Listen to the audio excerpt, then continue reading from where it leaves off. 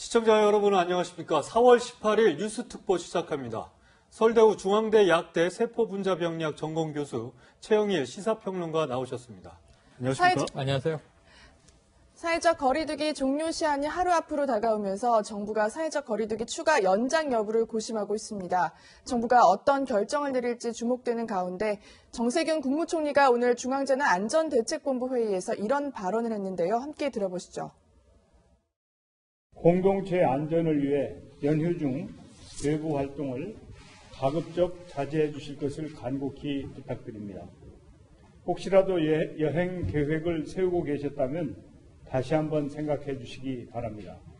무증상 감염의 위험 속에서 사람들의 이동과 접촉이 크게 늘어나면 우리는 그 대가를 혹독하게 치를 수도 있습니다.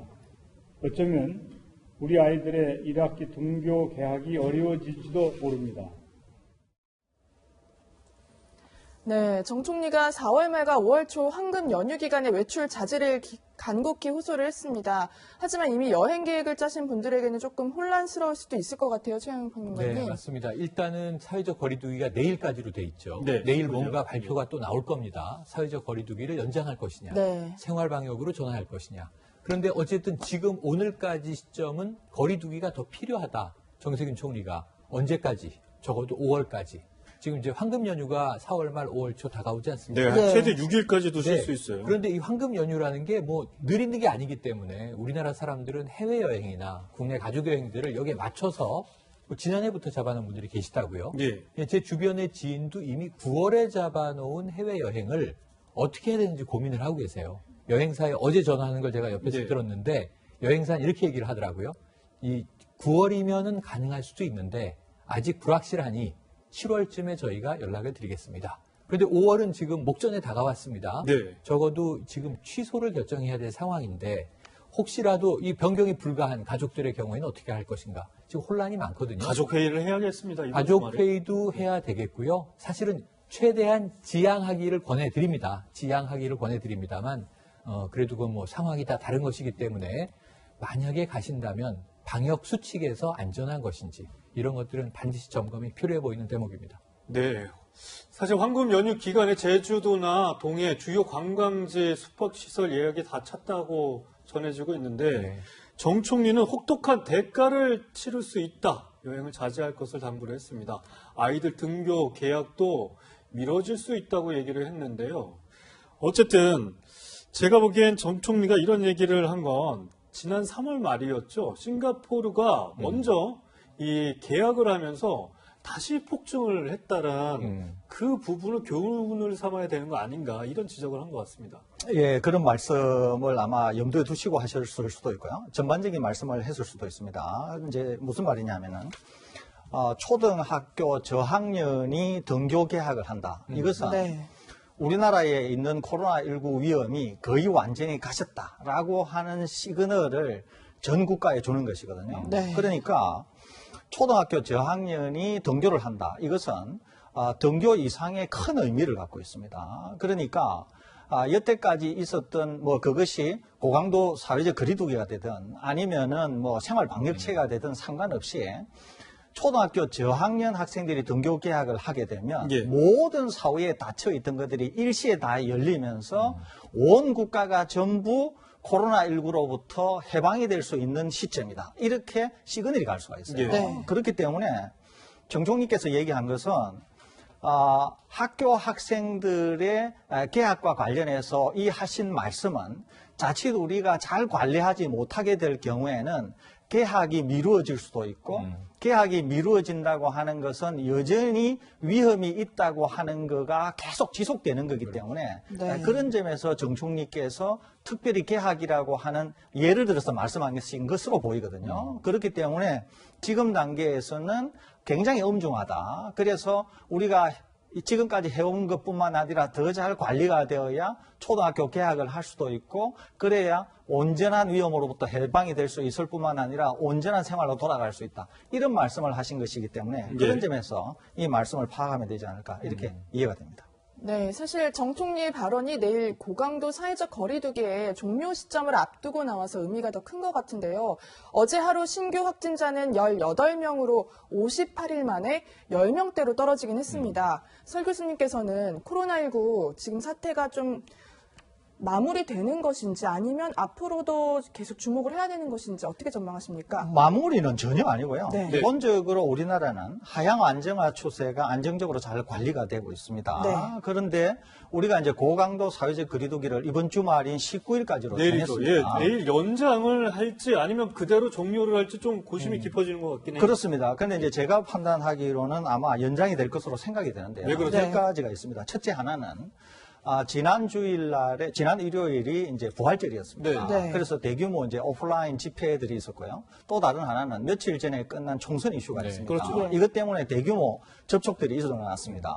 또 하나는 이제 봄을 맞아서 상충객들이 굉장히 많이 밖으로 나오신 측면이 있거든요. 네. 그러니까 네. 이 세 가지 지점에서 위험도 평가가 아직 적어도 10일에서 14일 정도는 되어야 위험도 평가가 될 수 있는 아직은 것이거든요. 그렇게 위험도에 노출된 분들이 이렇게 확진되거나 감염된 걸 모른다는 얘기죠. 그렇습니다. 그러니까 그 사이에 조용한 전파가 일어났을 수 있다는 거예요. 네. 그러니까 이것이 아직 드러나지 않았기 때문에 자칫 고강도 사회적 거리두기를 해제했을 경우에 예. 갑자기 확진자가 나타나게 되면 굉장히 어려움에 처할 수 있어요. 첫째는. 두 번째는 여태까지 거의 석 달에 이르기 동안 엄청난 사회적 비용뿐만 아니라 소상공인들의 희생 이런 거를 딛고 우리가 여태까지 관리를 잘 해왔는데 네. 만일에 고강도 사회적 거리두기를 이제 벗어나서 생활방역 체계로 가거나 아니면 어떤 다른 형태로 갔을 때 다시 재확산이 되었을 경우에는 그 엄청난 사회적 비용에도 불구하고 다시 되돌아가기가 어렵다는 점. 그다음에 그 많은 희생을 했음에도 불구하고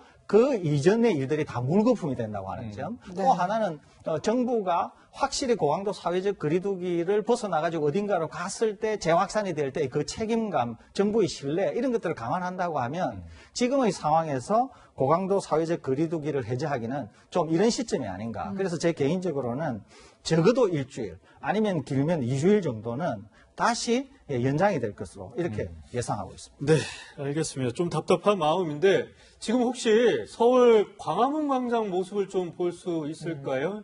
현재 비가 온 뒤라 이렇게 뭐 뭉게구름도 보이고요.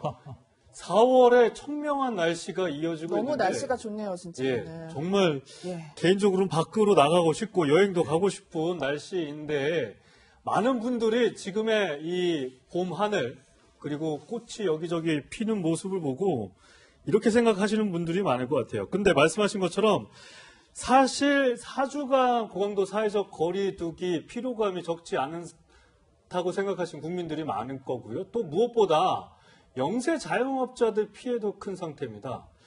제가 보기엔 최영일 평론가님 네. 뭔가 솔로몬의 해법이 필요할 것 같아요. 이 시점에서. 네, 네. 이게 뭐 언제까지 맞습니다. 사회적 거리두기를 해야 될 건지 네.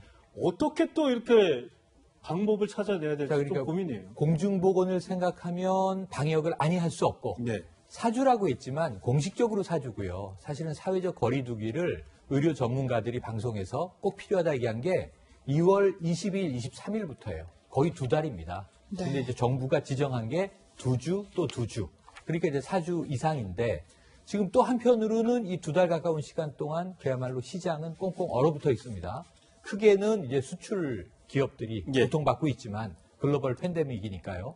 또 하나는 내수도 사람들이 이동을 안 하고 아까 말씀하셨던 여행도 안 가다 보니까 문제가 네. 생기는데 솔로몬의 해법은 지금 정부 지원 외에는 뾰족한 게 없어 보이는데 설 교수님 의견이 궁금한데요. 그러니까요. 서 교수님 뭐 아이디어가 있으세요? 어떻게 해야 됩니까? 이거 뭐 언제까지 뭐 거리를 두면서 일상생활에 힘든 부분이 이어질 네. 수 있는 건 아닌 것 같기도 하고. 이걸 무한정으로 하기는 어렵습니다. 네. 소상공인이나 자영업자들 피해가 워낙 크기 때문에 언젠가는 우리가 이제 종식을 하고 생활 방역 체계로 가면서 이제 사회생활, 경제생활 해야 되는데요. 그래서 제가 한 10일 전부터 정부 당국에 계속 제안을 한 게 있습니다. 어떤 거죠? 또 그것은 뭐냐면은 지금 일부 지자체는 지난 한 일주일 동안 확진자가 한 명도 안 나온 지자체가 제법 있습니다.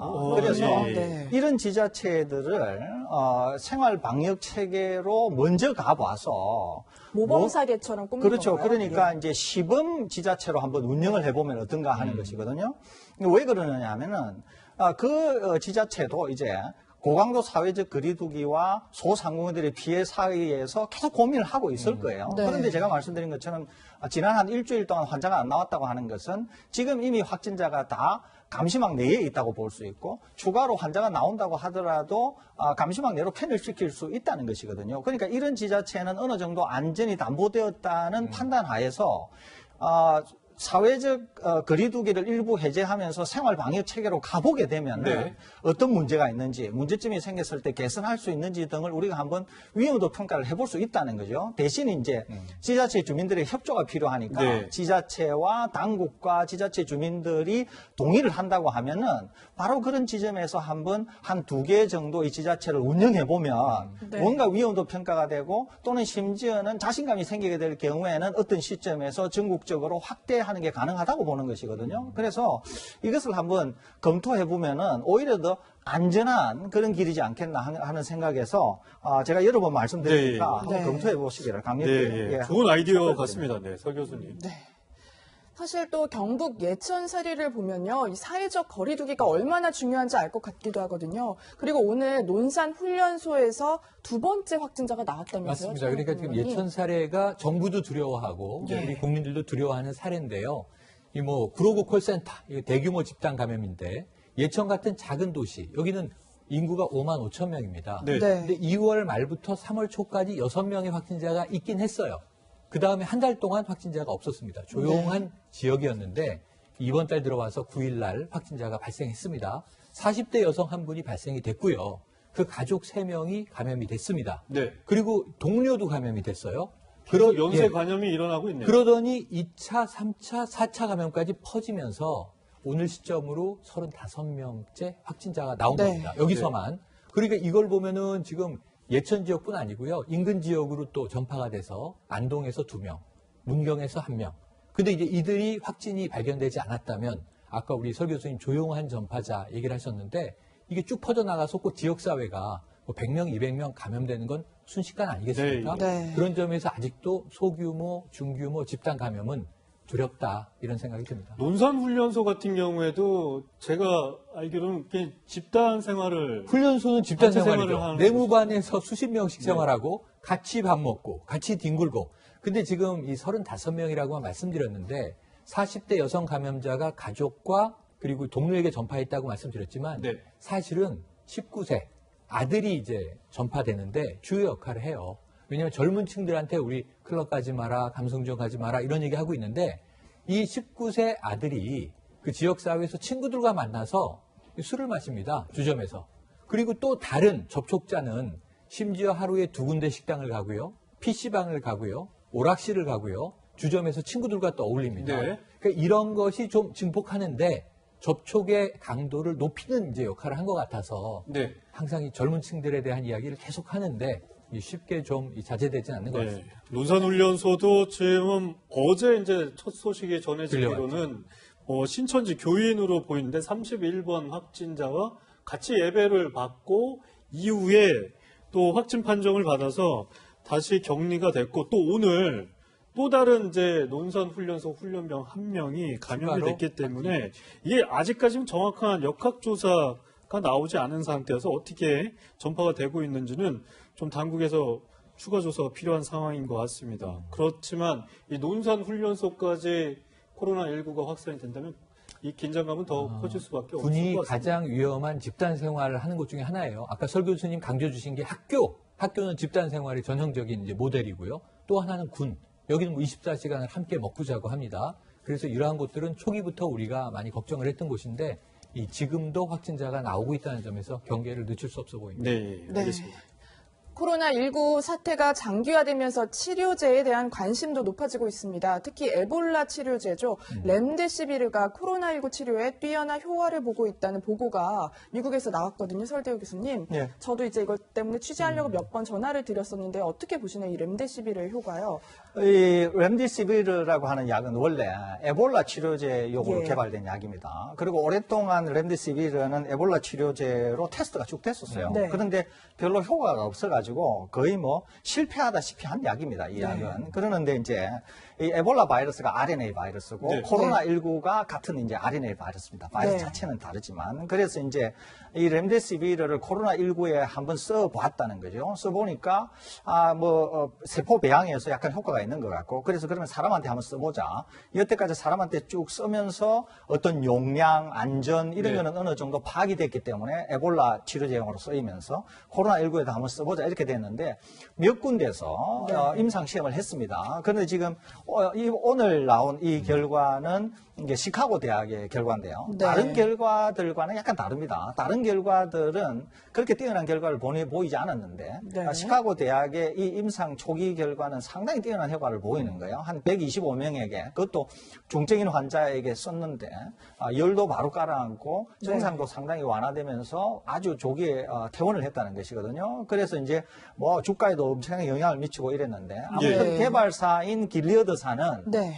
확실히 좋은 효과가 있다. 이렇게 보기에는 너무 이른 감이 있다. 더 지켜봐야 된다. 오히려 이게 개발 업체에서 그렇게 얘기하는 그렇습니다. 그러는데 제 개인적으로도 다른 데서 한 임상 결과가 좀 다르고 또 환자 수도 너무 작고 또 비교 임상이라든지 이런 여러 가지 해야 될 것들이 많기 때문에 네. 이 결과만 가지고 렘데시비르가 굉장히 좋은 약이다. 이렇게 평가하기에는 상당히 이른 감이 있어서 주의해서 봐야 되지 않을까 네. 이렇게 생각이 듭니다. 서 교수님, 그런데 제가 뭐 외신을 통해서 들은 얘기로는 이 코로나19 바이러스가 계속 변종을 한다는 얘기가 나와서 그렇기 때문에 백신이나 치료제 개발이 근본적으로 이게 가능한 건가 이런 생각이 좀 들기도 하거든요. 전혀 걱정 안 하셔도 됩니다. 이제 두 군데에서 그런 논문이 나왔는데요. 하나는 이제 영국에서 나온 게 있고요. 이거는 이제 ABC형으로 진화가 되면서 전 세계로 어떻게 퍼졌다라는 거하고 하나는 이제 인도 그룹이 변이가 일어나서 혹시 백신이나 치료제를 개발하는데 네. 좀 어려움이 있는 거 아닌가. 이제 이런 보고서를 낸 적이 있습니다. 이것은 둘 다 전문가들이 보기에는 네. 크게 뭐 약을 개발하거나 또는 백신을 개발하거나 이런 데에 대한 어려움으로 작용할 것 같지는 않고요. 네. 심지어는 우리가 이제 백신이나 치료제를 개발할 때도 이런 것들을 염두에 두고 개발에 돌입하게 되는 것이거든요. 그런 그래서 돌연변이의 가능성. 그렇습니다. 일부 돌연변이가 일어난다고 하더라도 돌연변이가 되었을 때 바이러스가 그 돌연변이는 너무 중요해서 죽어버리게 되는 그런 돌연변이가 안 일어나는 부분을 가지고 치료제를 개발하거나 또는 심지어 돌연변이가 일어나더라도 우리가 개발을 할 때 한 두세 군데 위치를 정해서 개발한다거나 이러기 때문에 지금 나온 두 곳의 논문 정도 가지고 우리 인류가 이 코로나19에 대해서 대항하려고 하는 치료제나 백신 개발의 그런 어떤 노력을 물거품으로 만들기에는 어려워 보입니다. 네. 네, 좀 분위기를 바꿔보겠습니다. 코로나19 사태가 장기화되면서 경제에도 직격탄을 날리고 있는데요. 특히 일자리가 문제입니다. 박정서, 조윤성 기자가 취재한 내용 차례대로 먼저 듣고 오겠습니다. 코로나19 여파로 꽁꽁 얼어붙은 채용시장에 20대 취업준비생들은 바짝 속이 탑니다. 7, 8군데 정도 미리 생각을 하고 있었는데 그중에 한 3, 4군데 정도는 아직까지도 채용 공고가 올라오지 않은 데도 있었고 그리고 또 아예 채용 공고를 미룬 데도 많이 있어서 올해 안에 취업하겠다는 목표를 이룰 수 있을지 걱정입니다. 지난달 취업자 수는 1년 전보다 19만 5천 명 감소했습니다. 감소폭은 글로벌 금융위기 당시인 2009년 5월 이후 가장 컸습니다. 60대를 제외한 전 연령층에서 취업자는 모두 감소했는데 특히 20대 청년층이 큰 타격을 받았습니다. 사회적 거리두기로 인해 대면 접촉이 많은 서비스업 일자리도 코로나19의 직격탄을 맞았습니다. 특히 도소매업, 숙박 음식업과 교육 서비스업 취업자 숫자가 크게 줄었습니다.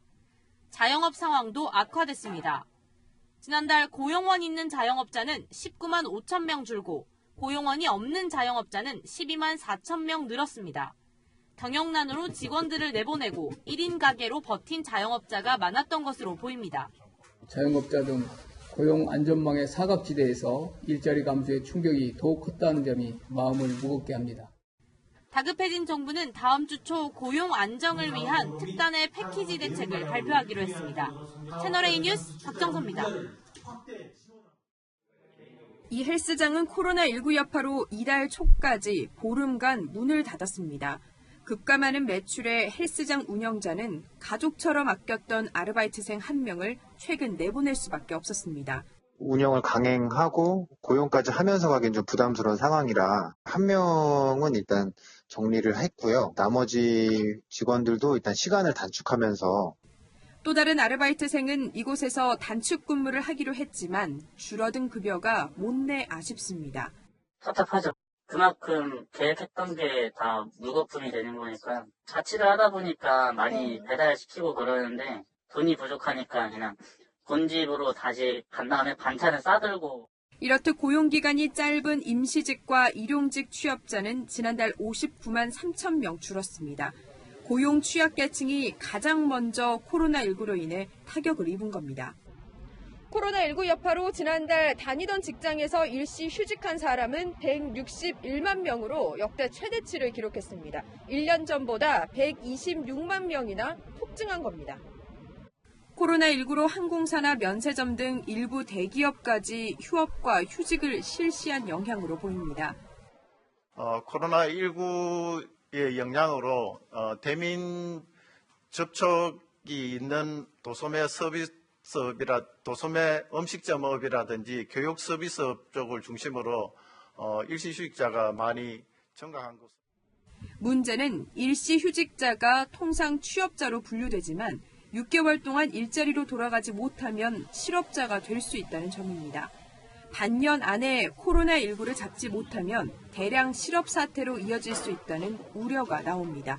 채널A 뉴스 조현선입니다. 네, 방금 보셨듯이 코로나 사태로 실직 그리고 청년들의 직격탄이 되고 있는 것 같습니다. 특히 최영일 평론가님, 임시휴직자들이 늘고 이게 더 이제 6개월 계속되면 대량 해고 사태, 실직 맞습니다. 사태가 이루어질 것으로 보이는데 제가 오늘 아침 신문을 보니까 현대차 노조가 올해 임금을 동결하는 대신에 고용을 보장해달라, 고용을. 회사에 제안을 했죠. 네. 보통 해마다 이 기간은 임금 인상 투쟁, 그렇죠. 춘투 기간입니다. 머리에 빨간 띠 매고 정말 노사가 임금 인상 폭을 두고 이제 치열하게 다투는 모습을 보아왔는데요. 현대차 노조 그러면은 우리나라에서도 대표적인 이제 강한 노조인데. 예, 강성이면서 최대 노조였죠. 그런데 이번에는 역제안을 한 거예요. 노조가 회사 경영 쪽에 임금을 동결하겠다. 대신 고용 보장을 인정해달라. 그럼 이제 회사가 여기에 대해서 이제 고민을 또 할 텐데 이 제안만으로도요. 지금 다른 해와는 완전히 다른 상황이다. 고용시장이. 지금 아까 말씀하신 대로 3월만 보면요. 지난해 동기 19만 5천 명이 빠졌거든요. 이게 2009년 5월 2일의 최대 폭입니다. 이건 계산에 따라서 점점 늘어나고 있죠. 아까 임시 휴직자들은 100만 명을 넘었습니다. 이런 상황에서 지금 이제 고용 문제가 이 코로나 이후에 경제 후폭풍의 첫 번째 직격탄을 맞고 있습니다. 네. 다음 주 정부가 고용 안정을 위한 특단의 패키지 대책을 내놓는다고 하는데요. 어떤 내용이 있을까요? 자, 홍남기 경제부총리가 발표했죠. 아직 정확한 내용은 다음 주에 발표되겠지만 크게 4개 부문 정도 될 것 같아요. 아까 현대차 노조 얘기처럼 현재 고용을 어떻게 유지할 것이냐. 두 번째는 실업 대책을 어떻게 이제 지원할 것이냐. 세 번째는 긴급하게 일자리 창출을 어떻게 할 것이냐. 네 번째는 또 노동복지 사각지대가 있습니다. 이 사각지대에서 고통받는 사람들을 어떻게 정부가 지원해낼 것이냐. 이 4가지인데 대표적으로 지금 특별 고용 지원 대책이라는 걸 정부가 내고 있는데 4개 업종에만 적용이 되고 있어요. 여행, 관광, 숙박, 음식. 그런데 이것을 아까 나왔지만 학원 사업이라든가 대량 휴직이 나오고 있는 업종들이 늘어나고 있잖아요. 그러니까 아르바이트생 같은 경우 생계가 또 문제죠. 편의점도 그렇고 이런 부분에서 어떻게 지금 4개 업종이 아니라 전방위적으로 특별 고용 지원 대책을 낼 수 있겠는가 이것을 다음 주에 좀 주목해봐야 될 것 같습니다. 네. 사실 뭐 세계 경제도 우려가 되고 있는 상황입니다. 뭐 국내외 할 것 없는데요. 우선 코로나 사태를 가장 먼저 겪은 중국이 44년 만에 처음으로 1분기 마이너스 성장률을 기록했습니다. 현장의 목소리를 듣고 오겠습니다. 按可比价格计算同比下降6.8%。现在看一下，真的倒闭了。这个厂开了20多年了，一个几千个人的玩具厂啊。你看，这是好多人，人家都要闹着要走了，然后就是没有活嘛，然后安排不了。外贸的世界末日，没有人，多安静。 네, 문화 대혁명이 끝난 1976년 이후 44년 만이라는데 코로나 이 질병은 이겨내더라도 경제적 후유증은 좀처럼 회복하기 힘든 거 아닌가 이런 생각이 듭니다. 최영희 평론가. 네, 지금 미국도 힘들어하는 상황인 것 같고 그럼 뭐 코로나를 이겨내더라도 경제가 무너지면 네. 이게 전반적으로 사회가 다시 회복하는데 오랜 시간이 걸리죠. 중국이 44년 만에 이건 충격적인 얘기입니다. 사실은 마오쩌둥 시절에 문화 대혁명 이후에 미국과 수교를 하거든요, 중국이. 키신저가 가면서 핑퐁 외교가 시작되죠. 그리고 나서 중국은 경제는 문을 열어 젖히면서 네. 고속 성장을 해왔는데 지난해 6% 성장에 충격받았어요. 기대만큼 안 나온 거예요. 예. 근데 올해는 마이너스 성장이 거의 확실해 보이고 예. 그럼 G2 축 중에 하나인 미국의 경우에도 지금 상당히 심각한 타격을 받고 있습니다. 네. 무려 이 실업급여 신청한 사람이 2,200만 명이 넘지 않습니까? 우리나라 경제활동 인구에 지금 준하는 사람이 미국에선 실업이라는 겁니다. 예. 그럼 이 중국과 미국의 경제 여파는 어디로 갈까요? 우리에게 또 날아올 겁니다. 전 세계로 네. 가지 않겠습니까? 그래서 IMF 총재가 지금 세계는 공황으로 빠져들고 있다. 네. 심지어는 뭐 2차 대전 이후 최악의 경제 상황이 될 것이다. 이렇게 예언하고 있거든요. 그러면서 지금 제가 보기에는 앞으로 언제 터널 끝인지 모르게 방역의 끝이 오겠지만 그 다음에는 바로 경제 터널로 이어질 것 같아서 우리는 아주 좀 철저한 방역을 지금 우리가 철저하게 한 것처럼 경제적인 수단도 필요해 보이는데 문제는 세계 경제가 침체되면 우리만 잘 될 방법은 없다는 거죠. 그렇죠. 어두운 상황입니다. 예. 사실 코로나19가 기존에 나왔던 다른 전염병과는 좀 다른 특징 때문에 설 교수님, 네. 이 사회적, 경제적 피해가 더 큰 것 같다 이렇게도 볼 수 있을까요? 아, 그렇습니다. 이제 제일 위험한 바이러스가 인간에게 있어서 네. 바로 호흡기를 통해서 사람에서 사람으로 전파되는 것이거든요. 예. 거기에다가 치료제와 백신이 없을 때 제일 무서워지는 것이거든요. 그리고 저는 개인적으로 무증상 감염이라는 이 코로나19의 특성이 사태를 더 악화시킨 거 아닌가 그렇습니다. 이런 생각이 들더라고요. 방금 말씀드린 바로 그거하고 제가 말씀드린 이런 것들이 되면 어떻게 되느냐 하면은 사람과 사람의 만남 자체가 완전히 차단이 됩니다. 더 이상 할 수가 없어요. 그러니까 사람과 사람이 못 만나기 때문에 경제 활동이 지속이 될 수가 없는 거죠. 그렇기 때문에 이 바이러스 사태가 해결되기 전까지는 사람과 사람의 모임이 극히 제한되고 경제 활동이나 사회 활동을 할 수 없다고 하는 점에서 어려움이 있는 것이거든요. 거기에다가 제가 말씀드린 것처럼 치료제와 백신이 없기 때문에 사태는 더 악화된다는 거죠. 네. 그래서 이 문제가 해결되기 위해서는 사회적 거리두기를 통해서 우리가 상당한 수준으로 바이러스를 떨어뜨려야 정상으로 나아갈 수 있기 때문에 그런 점에서 굉장히 주의를 기울여야 되는 그런 상황입니다. 근데 설 교수님 제가 궁금한 거 이제 코로나19 바이러스를 우리 생활 주변에 아예 없앨 수는 없을 것 같아요. 그렇다면 일각에서는 코로나 바이러스하고 공존할 수 있는 생활, 방식 이런 것들을 고민해야 된다는 지적이 좀 나오기도 하더라고요. 그럴 수도 있는데요. 제일 중요한 것은 이 사회적 거리두기인데 많은 분들이 이렇게 생각하거든요. 네. 사회적 거리두기를 하면 바이러스와 공존하는가? 그게 아니거든요. 바이러스를 완전히 없앨 수가 있습니다. 없앨 수 있죠. 완전히 없앨 수가 예. 있어요. 그러니까 실제로 우리가 사회적 거리두기를 하지 않습니까? 그러면은 한 명에게 바이러스가 감염이 되었는데 다음으로는 못 가요. 어떻게 못 가느냐 하면 두 가지가 있는데요. 하나는 면역 체계로 인해서 없어지거나 네. 우리가 죽여서 없어지거나 네. 아니면은 바이러스가 이 사람을 이겨서 이 사람을 죽이거나 그렇게 되더라도 다음 사람으로 못 가는 거예요. 거리만 두게 되면은. 그러니까 실제로 사회적 거리두기라고 하는 것은 우리 일반인들이 생각하는 것보다 훨씬 강력한 효과를 가지고 있습니다. 그러니까 코로나19 바이러스를 없앨 수 있습니까? 완전히 없앨 수가 있습니다. 네. 대표적인 예가 SARS거든요. SARS는 전 세계 인구의 9,000명도 감염시키지를 못했어요. 그러는데 완전히 없어지고 나서 지난 20년 동안 20년 동안 나타나지 않았거든요. 그런 것처럼 사회적 거리두기만 하게 되면은 누군가를 감염을 시켜도 다음 숙주를 찾지 못하기 때문에 완전히 없어질 수 있다. 그걸 꼭 기억하시면 좋겠습니다. 네, 알겠습니다. 여기서 설대우 교수와는 인사드리겠습니다. 감사합니다. 네, 계속해서 정치 이슈로 넘어가 보도록 하겠습니다. 20대 총선에서 민주당이 압승을 거두면서 사실상 개헌을 제외한 모든 안건의 단독 처리가 가능해졌습니다. 그런데 민주당에선 자축을 잠시 미뤄둔 듯한 모습인데요. 민주당 분위기 최수연 기자가 먼저 전해드립니다. 이번 총선에서 전례 없는 승리를 거둔 더불어민주당과 더불어시민당이 선거 대책위 회단식을 가졌습니다. 축제날이지만 이해찬 대표는 과거 열린우리당 때 경험을 언급하며 당선자들을 단속했습니다. 열린우리당의 그 아픔을 우리는 깊이 반성을 해야 합니다. 잘 반성을 해서 우리한테 맡겨진 소임이 소중한 만큼 우리도 여러 가지를 깊이 생각하면서 열린우리당은 지난 2004년 총선에서 노무현 전 대통령 탄핵 역풍으로 과반 의석을 차지하는 대승을 거뒀습니다. 하지만 과반수만 믿고 국가보안법 폐지 등 개혁 입법을 일방적으로 추진하다 지지율이 급락했고 이후 치러진 지방선거, 대통령선거, 총선에서 연거푸 패배했습니다. 이낙연 상임선대위원장도 분위기를 다잡았습니다.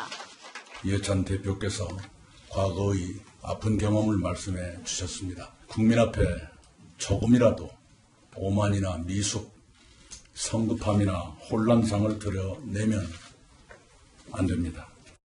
이해찬 대표는 민주당 지역구 당선자 163명 전원에게 막중한 책임감과 겸허한 자세를 가지고 당과 정부를 우선 생각해야 한다는 내용의 편지도 보냈습니다.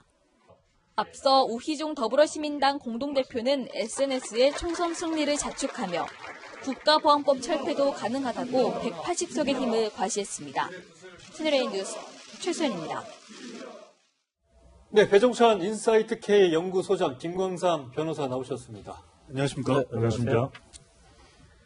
네, 보신 것처럼 민주당 이번 총선에서 시민당과 합쳐 단독 180석을 확보하는 데 성공을 했습니다. 하지만 내부에선 경계의 목소리가 나오고 있는데요. 김광삼 변호사님, 뭐 이유가 있겠죠? 옛날 얘기도 하는 것 같기도 하고.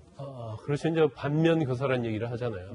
그 당시에 2004년도에 이제 열린우리당, 이제 민주당의 전시이잖아요. 그때 압도적으로, 근데 그 당시도 뭐 더 압도적으로 나올 거라 예상을 했는데, 과반수를 얻었어요. 근데 과반수 얻고 나서, 여러 가지로 어떻게 보면, 국민의 입장에서 보면 굉장히 오만하지 않냐 그런 평을 좀 받았었고, 내부적으로 그 당시 상당히 좀 분열이 있었고요. 그다음에 이제 국가보안법을 비롯해서 뭐 4대 입법과 관련해서도 굉장히 많은 논란이 있었을 뿐만 아니라 여야 관계도 굉장히 좋지 않았거든요. 결국 이것 때문에 후폭풍이 있어서 결국 열린우리당이 뭐 문을 닫을 수밖에 없었잖아요. 이제 그런 경험을 삼아서 이럴수록 더 겸손하고 이럴수록 더욱더 국민에 대하는 자세가 낮아져야 한다. 이제 그런 생각을 하고 있는 것 같아요. 그런데 사실상 보면 지금 거의 뭐 범여권 따지면 190석이고 그 다음에 여당만 따져도 180석이지 않습니까? 네. 그러면 무엇이든지 할 수 있는 그런 구조지만 그럴수록 여당 입장에서는 이제 몸을 낮추겠다. 그런 입장입니다. 그러니까 뭐 더불어시민당 공동대표인 우희종 대표 또 사실 뭐 여러 가지 얘기가 나오면서 민주당 내부에서 좀 이런 부분을 경계하는 거 아니냐 이런 생각이 들기도 하더라고요. 이인영 원내대표도 좀 얘기를 언급을 했어요. 네. 그리고 사실 좀 빠른 감이 있죠. 물론 거대 여당이 탄생을 했기 때문에 본인들이 원하는 그러니까 당에서 어떤 정체성과 관련된 입법이랄지 그런 걸 할 수가 있는데 지금 더 먼저 나온 얘기는 뭐 국가보안법 얘기만 나오고 있고 더군다나 윤석열 총장과 관련된 거취 문제 같은 게 나오고 있잖아요. 그래서 아마 이해찬 대표 입장에서 보면 이러한 것들이 이제 당에 도움이 되지 않는다고 보고 있는 것 같습니다. 그렇기 때문에 다른 국회의원 또 당을 생각해서라도 좀 자제를 해달라 이제 그런 취지의 말을 전달했어요. 그래서 아마 이런 내용들이 뭐 당연히 더불어시민당이랄지 더불어민주당 내에서도 전달이 될 것이고 어느 정도는 굉장히 자숙 기간을 거치면서 야당과 협조하는 그런 분위기의 어떤 상황이 이끌 거라고 봅니다. 하지만 이제 그런 상황이 어디까지 갈 것인가는 뭐 지켜봐야 할 것 같아요. 네, 그래서 여권에서 야당과의 협치 소통을 적극적으로 시도하려는 것 같은데요. 배 소장님, 가능할까요, 이게? 그렇게 할 수밖에 없죠. 네. 왜냐하면은 이번 승리가 사실은 압승이라고 하는 얘기, 의석수가 압승이죠. 네. 그러니까 전체 득표로 보면은 아주 큰 차이는 아니에요. 예. 지역구에서의 득표를 다 모은 것. 그리고 정당 투표에서도 뭐 그렇게 큰 차이가 아니잖아요. 근데 의석수는 어차피 소선구제니까 한 표라도 많으면은 당선입니다. 그런 만큼 우리가 키워드 형태로 분석을 해보면 신중할 수밖에 없죠. 왜? 네. 더 큰 선거가 남아있거든요. 대선이라고 하는. 예. 또 하나는 책임감은 더 커질 수밖에 없습니다. 지금 나오는 이야기는 이제 이렇게 되면은 이번 선거에서의 이 유권자들의 성격은 뭐 여당의 승리를 이끌어낸 것보다도 야당을 정리해 준 거다. 네. 기회를 주는 거죠. 일종의 평가를 유예해 준 성격이 강하다. 그렇다면 오히려 지금 현재 선거 결과를 보면은 제1야당은 국민이다. 이런 이야기가 나옵니다. 네. 그만큼 책임은 커질 수밖에 없겠죠. 그런 만큼 지금의 중도층은 아슬아슬한 우위를 가져가고 있다. 왜? 대통령 지지율이 높기 때문에. 그런 만큼 사실상 협치내각을 가져갈 수밖에 없는 건 미래통합당을 제외하고 민생당이 됐든 정의당이 됐든 이렇게 외연을 넓혀가야 되는 이유는 그만큼 아직까지 완전하지가 않은 거죠. 의석수는 예. 정말 압도적입니다. 하지만 앞으로의 책임감과 외연을 넓혀야 된다는 과제는 대선이 한 2년여 많이 남아있는 것 같지만 상당히 중요한 대목이 되고 있기 때문에 협치 내각 이야기가 나오는 것이죠. 네, 알겠습니다. 계속해서 좀 지켜봐야 될 것 같고 또 하나의 관심은 거대 여당을 이제 누가 이끌어갈지 이런 부분인 것 같습니다. 이해찬 당대표 이후에 거론되는 인물들이 지금 이제 뭐 전해지고 있는 것 같습니다. 평론가님. 네, 이해찬 대표 요즘에 건강이 많이 안 좋아 보이시죠. 그러니까 이렇게 기자회견 하실 때마다 좀 너무 힘들어하시는 것 같기도 하고. 근데 뭐 워낙 강행군을 하다 보니까 뭐 이제 요즘 코로나19 상황에서 감기에 걸리실 수도 있고 몸살이 나실 수도 있는데 네. 어쨌든 중요한 건 임기가 8월까지입니다. 예. 올 여름이면 이해찬 대표는 총선을 어쨌든 압승으로 이겨낸 대표로 마무리될 거예요. 추미애 지금 법무부 장관 전 대표죠. 나름 이제 선거들을 다 압승으로 이겨냈잖아요. 그럼 차기에 대권을 이끌 당대표는 누구냐? 다음 당대표는요, 2년 임기를 생각하면 대권을 치러야 됩니다. 예. 네. 그러다 보니까 이제 가장 먼저 이번에 주가를 올린 것이 바로 이낙연 위원장. 당선인이죠. 네. 종로에서 황교안 대표를 이겨냈고, 그 다음에 전국 선거를 잘 지휘해냈고, 거기다 대권 주자 이 지지 순위도 높고, 그래서 이낙연 지금 당선인이 당대표에 도전할 것이냐 말 것이냐 관심이 이제 주목되고 있고요. 당연히 네. 하지 않겠습니까? 그리고 또 다른 당연이라고는 얘기는 못해요. 예. 평론가들은 입장이 좀 갈려요. 아, 그런 거예요? 그러니까 이게 방법이 두 개인데 네. 당권 잡고 대권으로 가는 경우가 문재인 대통령이 그러셨죠. 예. 사실은 그때 함께 나왔던 박지원 의원이 당권 대권을 분리해야 된다라고 이야기하다가 탈당이 된 거예요. 그래서 국민의당이 이제 네. 만들어지게 된 거죠. 네. 그러니까 당권 잡고 대권 갈 건지 당권 대권 분리해서 갈 건지 이 전략은 두 가지가 있습니다. 이낙연 이제 당선이 강력한 후보고 다른 대권 후보들은 지금 대체로 광역 지자체장이에요. 중앙 정치로 돌아오긴 쉽지가 않고 네. 그럼 당내에서 중진 의원이 잡지 않겠느냐? 아까 열린 그 우리 당의 아픔을 기억하고 있고 앞으로는 조심해서 중도 여론까지 수렴해서 가야 되는 86그룹이 아니겠느냐? 이인영 원내대표 있고요. 우원식 의원 같은 중진이 있습니다. 그리고 또 나머지는 이제 새로운 이제 중진 세력들이 거론되고 있는데 아직은 우리 무중입니다. 한편 통합당은 참패의 원인을 찾고 당을 정상화하는 데 총력을 기울이겠다는 입장인데요. 황수현 기자가 통합당 분위기는 어떤지 전해드립니다. 시대에 뒤처진 인식과 막말, 대안 없는 반대, 유권자들과 정치학자가 꼽는 보수 참패의 원인입니다. 막말이 좀 많이 누적돼 있어서 좀 피로감이 좀 강했던 것 같아요. 정만 만들어버리고 대화 안 하고 그러면 국민의 의견을 전달하는 그 저기가 안 되잖아. 공천 문제라든지 막말 뭐 여러 가지 것들이 당내 이런 부분들이 매끈하게 정리가 안 된 거죠.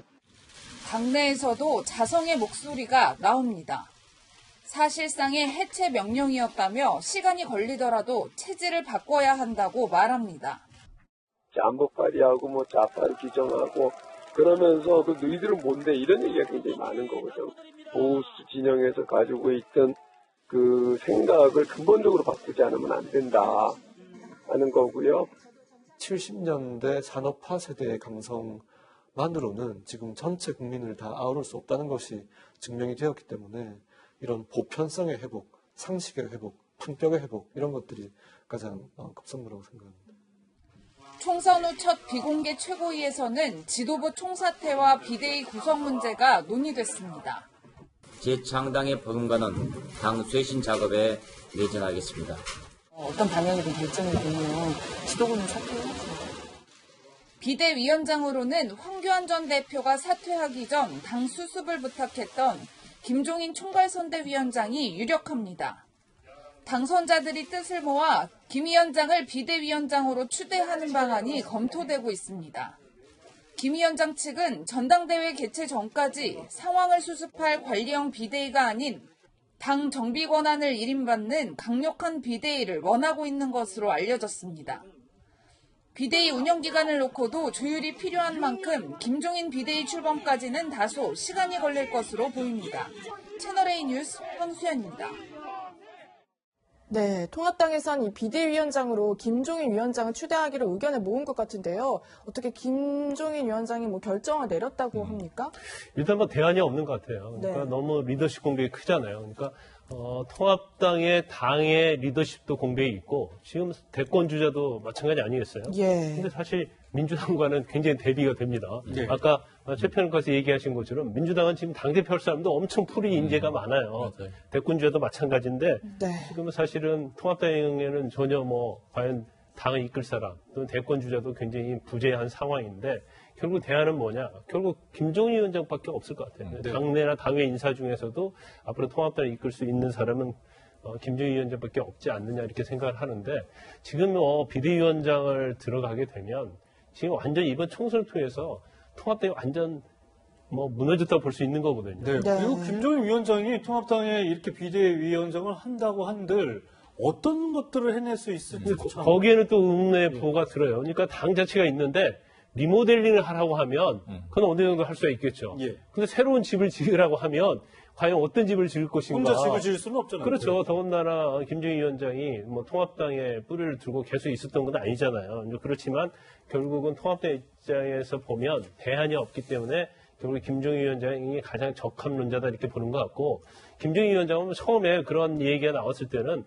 자기는 쉬고 싶다 그런 얘기고 나는 여기까지다. 그러니까 선거와 관련 여기까지다 얘기를 했지만 그때도 보면 제가 볼 때는 마음은 좀 있는 것 같아요. 예. 그러다가 최고위원회에서 만장일치로 추대를 하겠다고 하니까 본인 입장은 전제 조건을 몇 개 달았어요. 첫 번째는 왜 비대위를 꾸려야 하는지 거기에 대해서 좀 의견을 모아오라 이런 얘기를 했고 그 다음에 또 이건 참 중요한 부분인데 5월달, 6월달에 조기 전당대회 하는데 거기까지만 하는 게 아니고 내가 연말까지 맡아야 한다. 네. 그걸 이제 보장해달라는 거예요. 그러면 시간적으로도 본인이 어떻게 보면 통합당이라는 큰 그림을 그리기 때문에 그런 생각이 좀 있는 것 같고 그다음에 이제 중요한 것 중에 하나가 김종인 위원장이 사실 통합당에 뿌리가 없잖아요. 네. 또 어떤 세력이 없기 때문에 본인이 취임을 할지 아니면 비대위원장으로서 수행을 하는 과정에서 굉장히 많이 흔들 수 있거든요.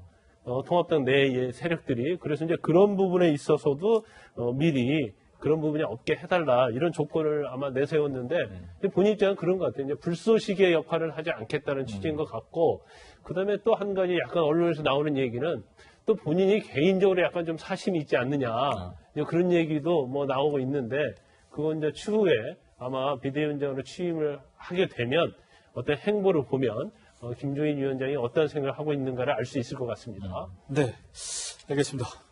여야 상황을 보니까 승자도 패자도 어깨가 무거운 상황인 거 마찬가지인 것 같습니다.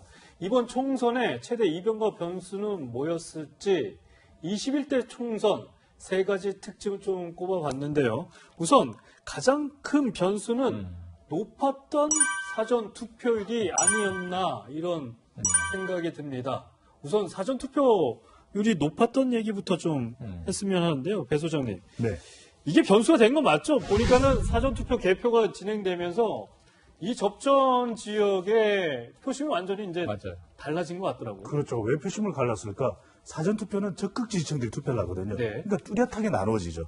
그래서 지지층들이 더 많이 나와 있는 쪽에서 뒤집어서 최종 개표 결과가 나올 수밖에 없는 것이고 사전투표 제도라고 하는 것 자체가 2014년 지방선거부터 이제 전국적으로 실시가 됐는데 네. 편리해요. 이제는 3일 동안 투표하는 거 아닙니까? 그러니까 젊은 세대까지 다 포함해서 투표를 하게 되기 때문에 이제는 어느 연령대가 더 유리하다, 불리하다 이런 것 자체가 없어진 거예요. 그런 만큼 어느 연령대의 투표율이 크게 영향을 미치지 않는 선거가 돼버렸다. 그런 만큼 이 투표율이 높으면 높을수록 사전 투표율이 높으면 높을수록 본 투표율까지 높은 거죠. 이렇게 되다 보니까 전체적으로 이 선거의 결과 자체가 선거 여론조사하고 거의 비슷하게 되는 그런 경향도 가지고 온 것입니다. 그러니까 사전투표의 여론이 앞으로 어느 선거든 총선이든 뭐 그렇죠. 지방선거든 가를 수 있다 이렇게 보시는 건가요? 그렇습니다. 이게 사전투표라는 것 자체가 워낙 이제는 하나의 우리가 정착이 됐죠. 투표 네. 제도로서. 그런 만큼 적극 지지층들은 빨리 가서 이제 투표를 하게 되고 네. 또 연령대로 봐도 이 젊은 세대들도 아주 편리한 날에 또 전국 어디서나 투표를 할 수 있기 때문에 투표를 하게 되고 네. 또 진영 대결 구도가 우리가 계속 심화되고 있잖아요. 그러다 보면 이 사전투표가 차지하는 비중은 더 커질 겁니다, 앞으로. 네. 그럼 전체 방송사 투표도. 출구조사도 이제 사전투표 때 해야 되는 거 아닙니까?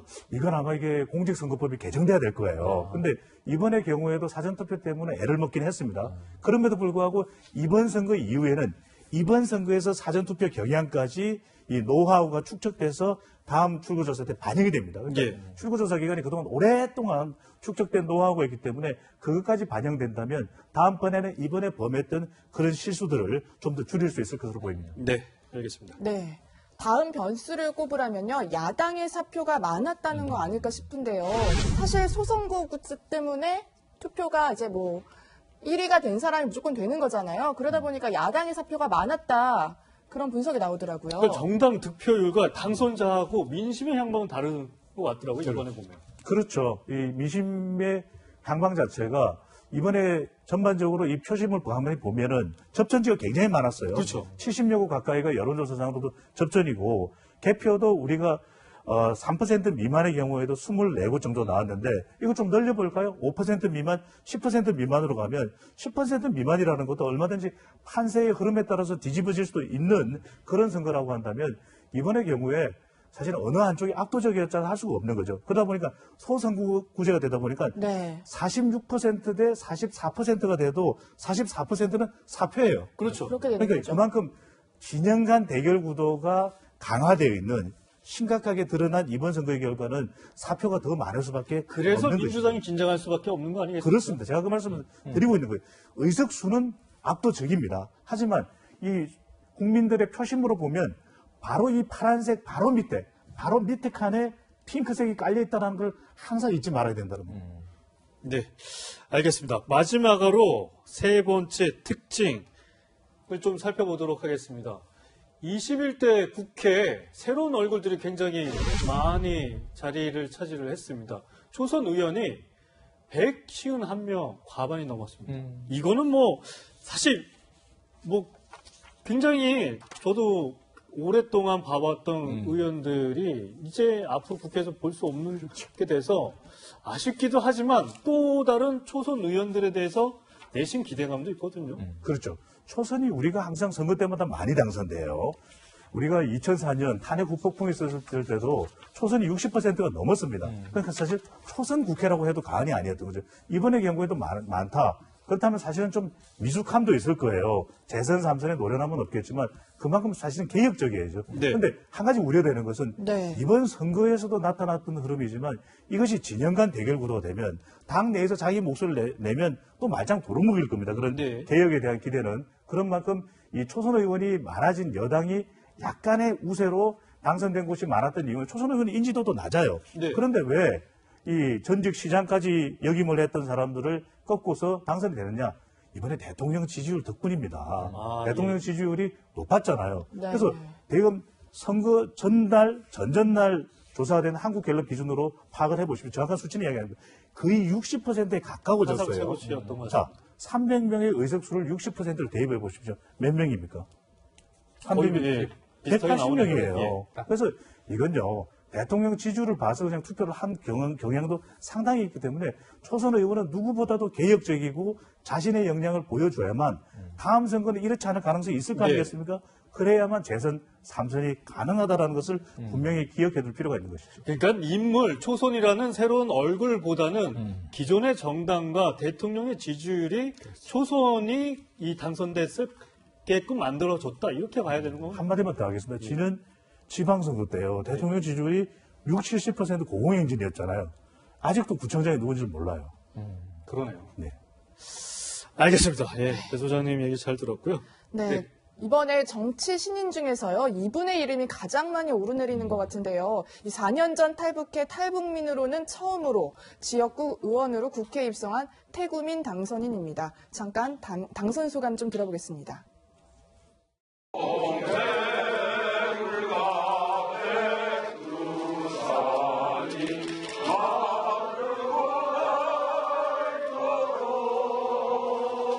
주민 여러분, 대한민국은 저의 조국입니다. 강남은 저의 고향입니다. 2016년 제가 저의 조국 대한민국을 올 때 저의 남은 생을 저의 조국 대한민국을 위해서 바치리라 그렇게 마음다지고 오늘 여러분들이 저를 선택해 주심으로써 저의 다짐을 실천할 수 있게 되었습니다.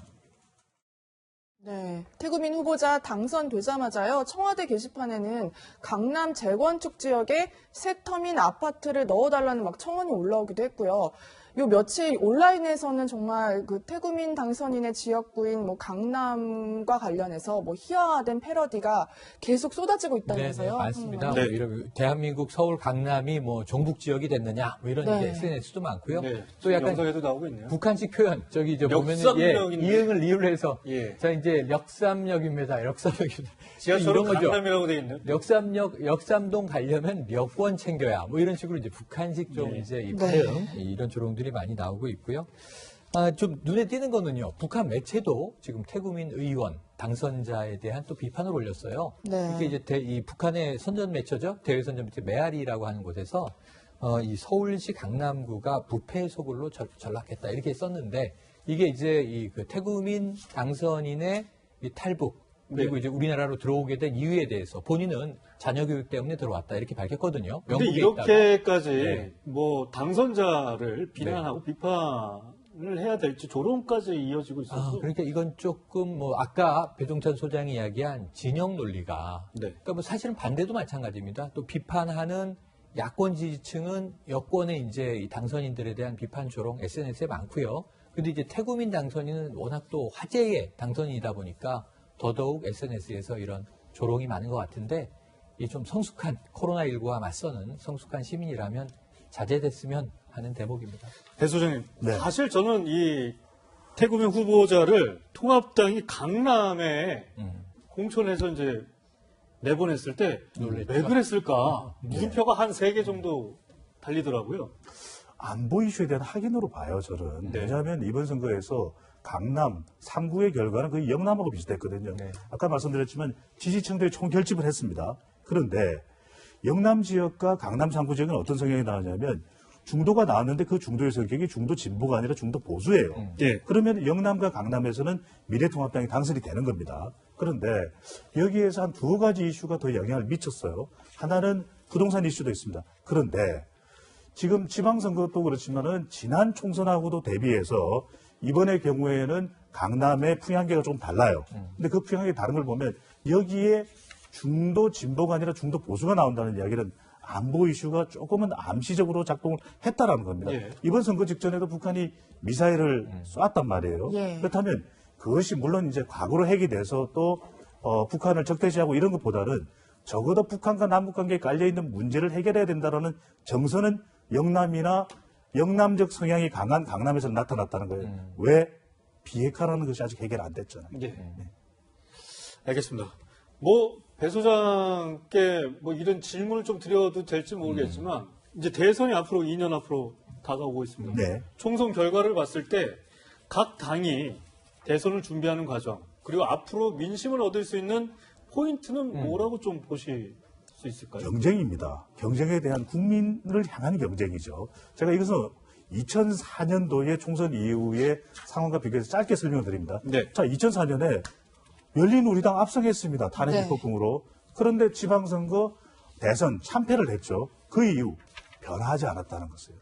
유권자의 눈높이를 보지 못했다는 것이거든요. 그런데 한편으로 야당의 경우에 어떻게 대선 또 그 다음 대선이 2012년까지 승리할 수 있었냐면 치열한 경쟁이 내부에 있었던 거예요. 치열한 경쟁을 통해서 유권자의 눈높이에 갔기 때문에 그래서 선거 승리가 가능했기 때문에 이것이 암시하는 것은 여당은 이제 상당히 우호적인 환경입니다. 좋은 환경입니다. 야당에게 주는 야당에게 주는 이 반면교사가 네. 2004년 노무현 정부 때 강행 내부 경쟁이 치열해야 됩니다. 야당은 그때 이 한나라당이 보인 치열함, 그 치열함 정도가 나와야만 가능하다는 이야기죠. 네, 알겠습니다. 지금까지 배종찬 소장과 얘기를 나눠봤습니다. 배 소장과는 여기서 인사 나누도록 하겠습니다. 감사합니다. 고맙습니다.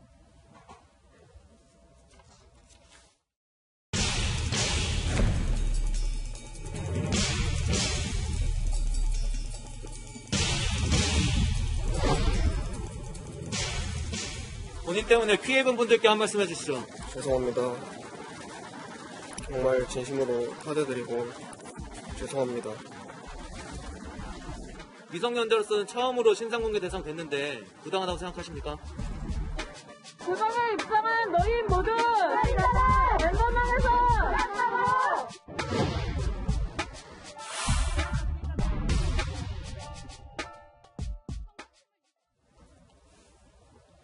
네, 앞서 보신 것처럼 텔레그램 박사방 운영자 조주빈의 공범 대화명 붓다 강훈의 모습이 공개됐습니다.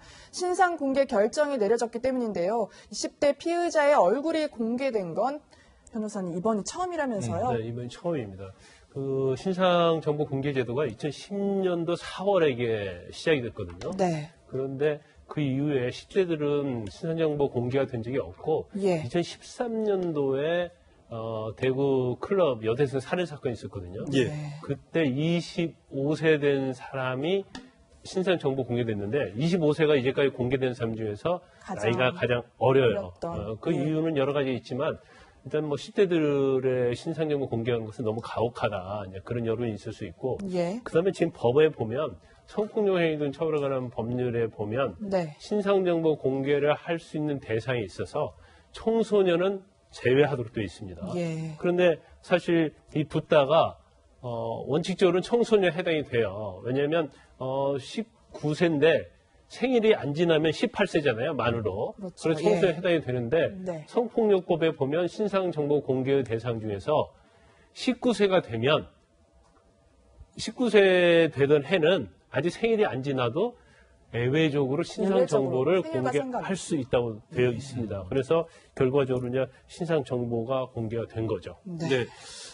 뭐 사실상 강훈 측 변호인은 잘못은 인정하지만 신상 정보 공개가 가지는 과하다는 입장을 내놨는데 신상 공개 집행정지 신청을 했습니다. 법원은 이를 거부를 했는데 구체적으로 뭐 이유를 좀 설명해 주시죠. 일반적으로 이제 가처분, 그러니까 효력정지 가처분, 신상 정보를 공개를 해서는 안 된다는 그 효력을 정지시키기, 집행정지를 정지시키기 위해서 가처분을 하거든요. 네. 그러면 대부분 뭐 한 2, 3일 걸릴 수도 있고 일주일 걸릴 수도 있는데 이례적으로 반나절 만에 기각을 해버렸어요. 네. 그리고 법원이 공개한 이유를 보면 이제 재밌어요. 뭐 압도적으로 우월하다 뭐 이런. 그렇죠. 그러니까 정보를 공개할 공익이 강훈의 사적인 이익보다는 압도적으로 우월하다. 그러니까 이건 뭐 따져볼 필요도 없었다 이런 판단을 한 거고요. 결과적으로 이제 범죄가 너무 중대하고 재범의 위험성이 있을 뿐만 아니라 이제 범죄 예방 차원에서 그리고 국민의 알 권리 차원에서도 신상 정보는 공개는 필요하다 이렇게 판단을 한 겁니다. 네. 네. 알겠습니다. 네, 붓다 강훈이 조주빈을 도와서 성착취 범죄에 적극 가담했다는 점이 아마도 신상 공개에 결정적인 영향을 준 것 같은데요. 이 강훈 어떤 네. 역할을 했던 걸까요? 그러니까 이게 성인이 아니지만 성인보다 더 나쁜 죄질을 가지고 있어요. 네. 조주빈의 오른팔인데 예. 자, 보시면 조주빈과 알게 되면서 이 박사방에 가담한 게 아닙니다. 이미 이전에 N번방이 막 돌아다닐 때 네. 완장방이라는 곳의 회원이었어요. 그때부터 적극적으로 활동하다가 심지어는 어떤 보도는 운영자 자리를 물려받은 거 아니냐. 이건 네. 아직 확인되지 않았습니다. 조사로 나올 것 같고요. 근데 박사방에 참여하면서 조주빈의 자금책이었어요. 자, 우리가 미성년자라고 청소년이라고 생각한다면 지금 암호화폐로 그 막대한 유료 회원들의 수익을 받았는데 네. 이걸 현금화할 필요가 있었겠죠. 환전상을 만나서 암호화폐를 현금으로 바꿔오고 이것을 조주빈에게 전달하는 핵심적인 역할을 했고요. 이게 다가 아닙니다. 회원들을 끌어모으는 또 말하자면 영업자의 역할까지도 수행을 합니다. 그러니까 조주빈에게는 이 붓다의 존재는 매우 중요한 존재였다. 그러면서 이것을 우리가 범죄 조직으로 볼 것인가까지 지금 따지고 있지 않습니까? 그럼 범죄 조직의 지도부에 해당하는데 한 2인자 정도가 돼요. 그런데 이 범죄에 대한 책임을 인정하지 않기도 어려웠을 것 같습니다. 네. 사실 뭐 신상공개 논란도 좀 있었지만 이 강우는 올해 고등학교를 졸업을 했고요. 네. 중학교 때는 종교 부회장 활동도 했었고 또 특히 IT 분야의 뭐 모든 젊은 사람들이 그렇겠지만 관심이 많았던 걸로 전해지고 있어요. 결국에는 이제 이런 얘기를 하는 게 강훈의 이중적인 생활, 네. 조주빈도 사실 맞습니다. 굉장히 뭐 봉사활동도 하고 네. 그런 부분에서 국민들이 더 충격에 휩싸였던 예, 것 같아요. 그러니까 조주빈 대학 시절에 학보사 활동을 하고 네. 의미 있는 글도 쓰고요. 젊은이로서 봉사활동을 단연간 열심히 하고 근데 남은 여생도 봉사활동하면서 살겠다. 근데 완전히 이중적인 얼굴을 봤죠. 강훈도 어찌 보면 조주빈의 닮은 꼴이에요. 중학교 때 전교 부회장을 했습니다. 이건 모범생이란 얘기예요. 두 번째로는 교내 프로그램 경진대회 같은 데서 상도 탔어요. 우리가 다른 말을 붙인다면 엠번방 사건이 아니면 강훈 같은 젊은이를 IT 꿈나무 이렇게 부를만 해요. 네. 근데 대기업에서 또 하는 멘토 쉽에도 참여를 해요. 그런데 문제는 그 기술을 배워서 합법적인 영역에서 건강한 IT의 성공인을 꿈꾸기보다는 이 돈과 범죄와 성착취 영상에 개입을 했다. 그래서 어찌 보면 이 청소년으로서의 강훈의 이중성에 우리가 좀 주목을 해야 될 것 같습니다. 네.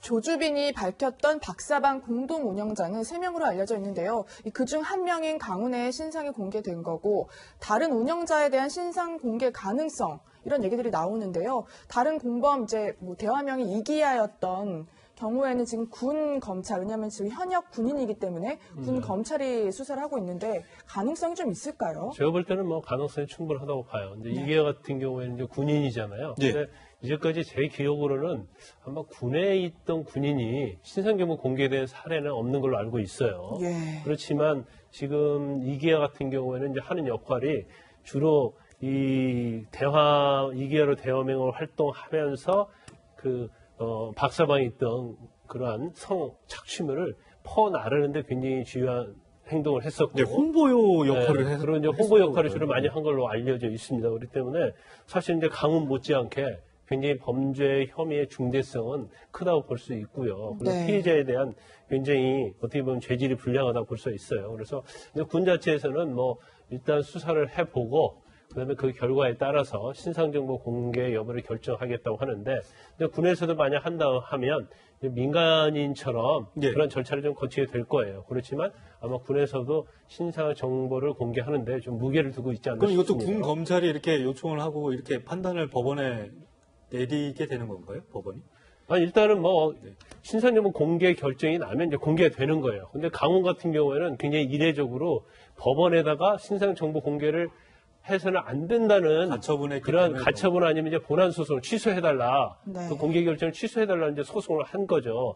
그렇지만 이기야 같은 경우에 만 신상정보 공개 결정이 내려지면 제가 볼 때 이제 강훈의 선례가 있잖아요. 네. 강훈은 법원에다가 효력 정지를 해달라고 했는데 기각이 됐기 때문에 미성년자도 아니잖아요. 그렇죠. 이기야. 더군다나 미성년자도 아니에요. 그러니까 그리고 또 한 명 더 있잖아요. 사막이라는 대화명을 쓴.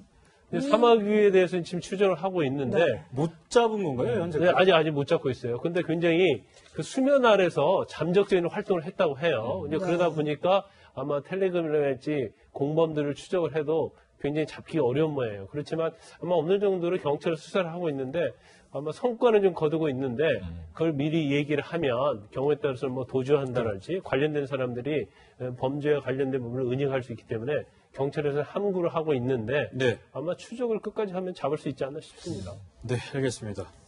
또 박사방 회원들에 대한 이제 수사도 진행이 되고 있는데요. 그런데 현재까지 밝혀진 바에 따르면 유료 회원 일부 중에도 미성년자가 있었다고요? 10대잖아요. 그러니까 충격적입니다. 10대라는 이야기죠. 그러니까 지금 유료 운영자 중에는 10대가 있어요. 우리가 나왔잖아요. 강훈이 나왔죠. 강훈도 그렇고. 그리고 몇 더 있습니다. 그리고 심지어는 이 성착취물들을 가지고 텔레그램을 떠나서 DC 코드로 이동을 했던 운영자들이 또 있어요. 네. 이들이 주로 10대예요. 그런데 유료 회원들은 10대이기가 어렵지 않나. 왜냐하면 비용이 세지 않습니까? 그러니까요. 초기 단계가 20에서 25만 원, 그 다음에 70만 원, 150만 원, 이 정도의 돈을 10대가 낼 수 있을까 싶은데 주로 20대와 30대가 많기는 많다고 해요. 그런데 일부 회원, 유료 회원 중에 10대도 있다는 게 확인이 되면서 좀 충격을 주고 있습니다. 네.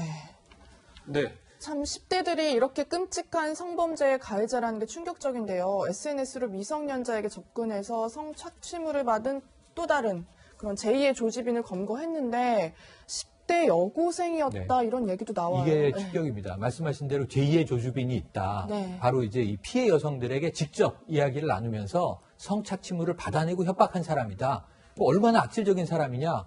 10대 여성 고등학생이었어요. 깜짝 놀랄 일인데 피해 여성과 처음엔 채팅으로 친분을 쌓습니다. 네. 상당히 자신이 신뢰하게 하고 알몸 사진을 받아내요. 네. 그럼 이걸 가지고 저 나체 사진을 가지고 또 협박을 해서 이 동영상을 받아내요. 우리가 지난주에 했던 몬캠피싱 네, 그거네요. 몬캠피싱을 합니다. 이 두 개를 확보하면 그다음부터 협박에 들어가는 거죠. 네. 그런데 이러한 정말 이 피해 여성을 양산해내는 일선에서 역할을 했던 사람이 여고생이었다. 충격받았는데 지금 바로 구속됐습니다. 자택에서 구속됐습니다. 네. 그런데 왜 이런 일을 했느냐?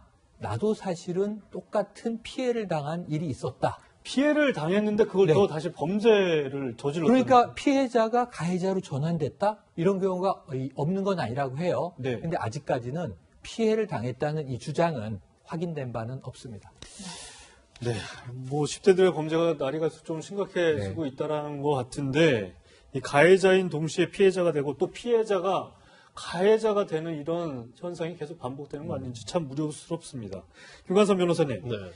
왜 이렇게 10대들의 범죄라고 해야 될까요? 강력범죄 늘어나고 있다고 봐야 되는 거죠? 네, 맞죠. 근데 이번에 어떤 SNS 관련된 수사가 아직까지 나온 결과를 보면 말이죠. 일단 가해자 내에서 한 309명 정도에 대해서 밝혀냈는데 그 중에서 43명을 구속했거든요. 네. 근데 전체 인원 중에서 10대가 한 30% 정도 돼요. 가해자. 예. 그리고 피해자는 보니까 한 118명인데 이제 한 58명이 피해자가 10대예요. 그러니까 가해자도 10대가 굉장히 많고 피해자도 10대가 압도적으로 많은 거예요. 그래서 이 현상을 어떻게 설명할 것이냐 이제 그 부분에 대해서 제가 볼 때 이제 본격적인 좀 연구가 이루어져야 한다 보는데 네. 제가 볼 때는 그런 것 같아요. 굉장히 청소년들이 특히 이제 그 가정하고 격리돼 있는, 그러니까 뭐 부모로부터 학대를 받는다랄지 아니면 환경이 안 좋다랄지 그런 경우에 있어서 네. 게임이라 할지 아니면 우리가 SNS랄지 인터넷 통해서는 굉장히 과학적인 영상, 그러니까 걸러지지 않는 그런 영상들을 쉽게 접할 수 있거든요. 예. 더군다나 또 그런 것에 함몰되다 보면 이제 공감 능력이 떨어져요. 그러면 그거 자체를 계속 보다 보면 이거의 어떤 범죄의 심각성 이런 거에서 느끼지 못하는 거죠. 어렸을 때부터 그렇죠. 예. 그래서 공감 능력이 떨어지면서 이런 성범죄 쪽으로 빠져들고 또 거기서 경우에 따라서는 보니까 이거 돈을 벌 수 있단 말이에요. 근데 10대들이 사실 알바하기도 어렵고 돈 벌기 어렵거든요. 그래서 이러한 방법을 네. 선택하다 보니까 결국 10대들이 디지털 성범죄에서 가장 많이 노출이 되지 않나 싶습니다. 네. 네. 또 이런 가운데요, 박사방과 그런 비슷한 방에서 유출된 불법 촬영물을 유포한 사람이 붙잡혔는데요. 변호사님, 직업이 승려였다고 해요. 우리가 이제 승려다고 하면 네. 굉장히 뭐 득도를 하고 본인의 수행을 하고 그렇게 예. 생각하는데 네. 이 승려는 이제 30대입니다. 30대요? 근데 본인이 N번방이랄지 텔레그램을 통해서 이런 음란 성착취물을 거기서 접촉을 해요. 근데 그걸 가지고 본인이 따로 방을 한 4개 정도 만들어요.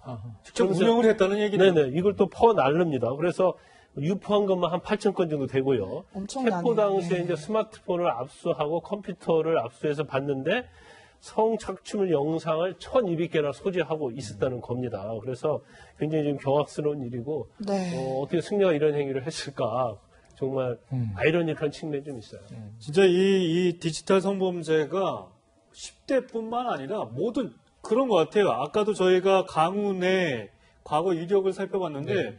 바로 주변의 옆 사람이 네, 맞습니다. 그리고 남녀 구분 없이 이런 범죄를 저지를 수 있다는 거에 더 충격이 휩싸이는 것 같아요. 그러니까 저는 이게 우리 사회의 이중성이 아닌가. 성의식에 대한 이중성. 네. 표면적으로는 성인지 감수성이 얼마나 강조되는 사회입니까? 근데 이게 어둠의 세계에서는 이런 말도 안 되는 가학이 이루어지고 있고 그게 돈벌이의 수단이 되고 있는데 그게 너무 묵인되고 있었거든요. 우리 사회의 이중성이 좀 풀어 헤쳐지면서 어둠의 세계에 좀 제대로 된 법의 빛도 들어가야 되고요. 우리 또 도덕과 윤리의 빛도 들어가야 되고요. 이걸 회복하기 위해서는 우리 사회가 많은 시간을 좀 함께 힘을 합쳐서 싸워나가야 될 것 같습니다. 네. 정부에서도 특단의 대책을 좀 빨리 시급히 마련을 해야 될 것 같습니다. 오늘 두 분과는 여기서 인사 나누겠습니다. 감사합니다. 고맙습니다. 뉴스특보 오늘 준비한 내용 여기까지입니다. 네, 시청해 주셔서 고맙습니다.